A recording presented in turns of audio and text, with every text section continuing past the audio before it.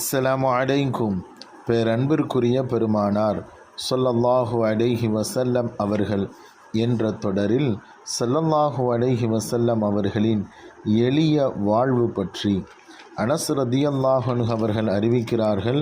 நபி ஸல்லல்லாஹு அலைஹி வஸல்லம் அவர்கள் உணவு மேசையில் அமர்ந்து சாப்பிட்டதில்லை, தட்டில் வைத்தும் உணவை சாப்பிட்டதில்லை. அவர்களுக்காக மிருதுவான ரொட்டி தயாரிக்கப்பட்டதில்லை. ஆடம்பரமில்லாத எளிய வாழ்வைதான் ஸல்லல்லாஹு அலைஹி வஸல்லம் அவர்கள் வாழ்ந்தார்கள். நபிகளாரை பொறுத்த மட்டில் கடும் பசி ஏற்பட்டால் மட்டும்தான் அவர்கள் சாப்பிடுவார்கள். தட்டு, கிண்ணம் போன்றவை அப்போதைய அரபியர்களின் பழக்கத்தில் இல்லை. இறைச்சி துண்டுகளை கோதுமையில் போட்டு தயாரிக்கும் சரீத் உணவு அவர்களின் உணவாக இருந்தது. உணவு விரிப்புகளில் வைத்து சாப்பிடுவதுதான் அவர்களுடைய வழக்கமாக இருந்தது. அன்பர்களே, ஸல்லல்லாஹு அலைஹி வஸல்லம் அவர்கள் எளிய வாழ்வுதான் வாழ்ந்தார்கள், அதை தான் பிரியப்பட்டார்கள்.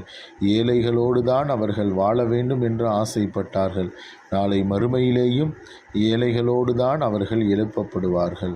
அஸ்ஸலாமு அலைக்கும்.